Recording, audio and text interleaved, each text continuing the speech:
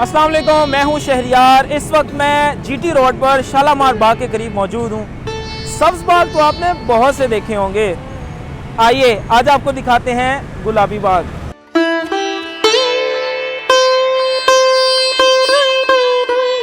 Engineering university से शालामार बाग की जानिब चलते हुए चंद गज फासले पर मुसाफिर के कदम बेसाख्ता रुक जाते।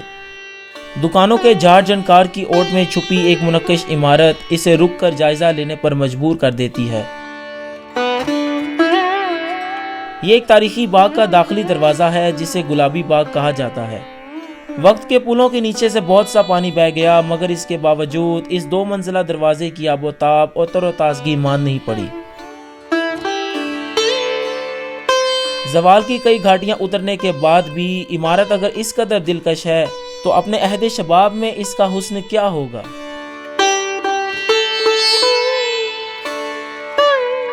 इस बाग की बहार का अब तो सिर्फ अंदाज़ा ही लगाया जा सकता है। कभी इसकी वुसअत का क्या आलम होगा। इसके चारों गोशों पर ऐसी ही काशिकार ड्योढ़ियां होती होंगी।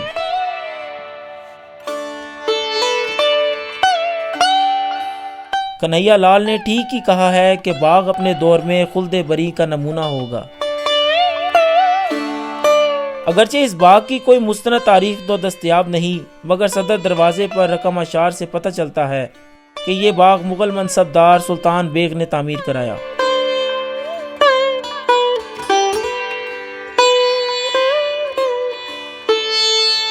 मिर्ज़ा सुल्तान बेग का ताल्लुक ईरान से था। वो 1649 के लगभग हिंदुस्तान आए और मुगल दरबार से वाबस्ता हुए। शाहजहां के मंजूर नज़र ठहरे और अमीरुल बहर के ओहदे पर जा पहुंचे।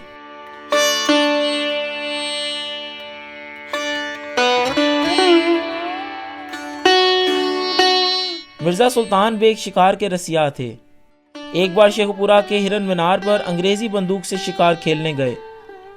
ये बंदूक उन्हें शाहजहां की जानिब से अता हुई थी। शोमी किस्मत के शिकार के दौरान बंदूक की नाली उनके हाथ में फट गई और सुल्तान बेग वासिले बहक हो गए।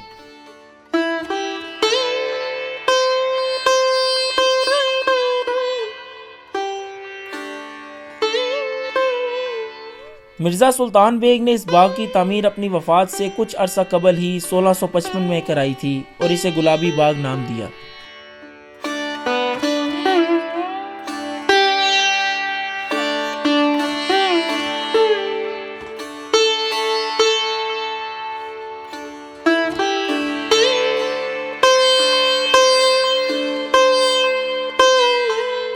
गुलाबी बाग के जलू में पुख्ता ईंटों से बना एक मकबरा जलवा घर है जो मुगल दरबार की किसी बाअसर खातून का मालूम होता है।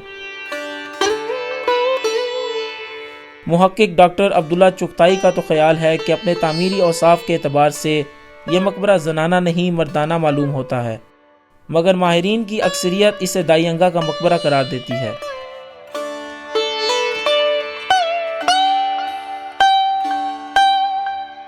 दाईअंगा कौन थी?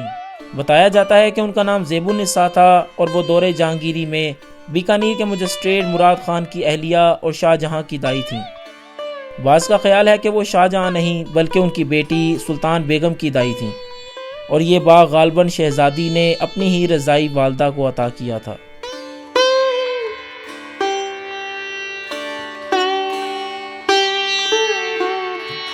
दाईअंगा ने लाहौर में एक मस्जिद भी तामीर कराई जिसकी अराजी पर बाद अज़ां अंग्रेज़ों ने रेलवे स्टेशन तामीर किया। ताहम मस्जिद दाईअंगा अपनी असल हालत में अब भी देखी जा सकती है और हम इस पर एक व्लॉग भी पेश कर चुके हैं।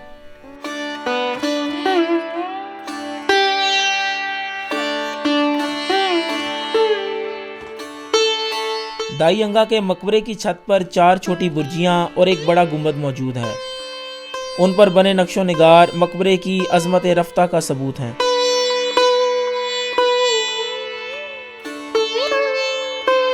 मकबरे के इर्द गिर्द 8 कमरे हैं।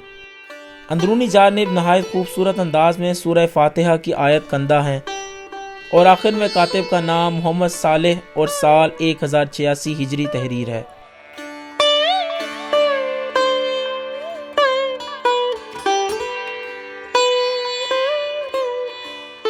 मकबरे में 2 कबूर हैं जिन पर कोई कतबा नहीं।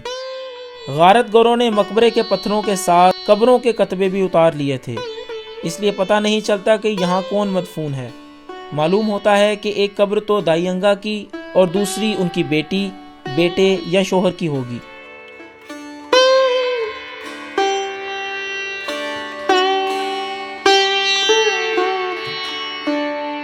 سکھوں اور بعد کے زمانوں میں دیگر عمارات کی طرح گلابی باغ اور اس کے مقبرے پر بھی قیامت ٹوٹی۔ غارت گروں نے یہاں سے پتھر اور اینٹیں اتار کر فروخت کر ڈالیں اور اس سے گویا کف دست میدان بنا دیا۔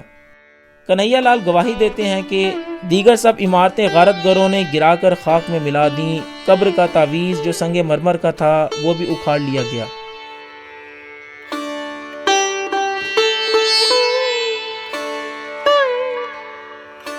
باغ کے وسیع رقبے پر کاشتکاری ہونے لگی۔ بڑھتی ہوئی آبادی نے اثرات دکھائے اور چاروں اطراف بامبی کے سانپوں کی طرح مکانات سر اٹھانے لگے۔ انگریز دور میں باغ کے احاطے میں چونا اور اینٹیں تیار کرنے کا کام ہونے لگا۔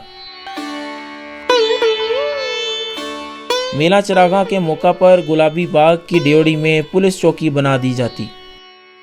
کچھ عرصہ قبل محکمہ آثار قدیمہ کی جانب سے کچھ پیش رفت دکھائی گئی اور مقبرے کی حالت کو کچھ درست کیا گیا۔ پیا 6 نے بھی گلبانی اور چمن آرائی سے اس کے حسن کو بحال کرنے کی اچھی کوشش کی ہے۔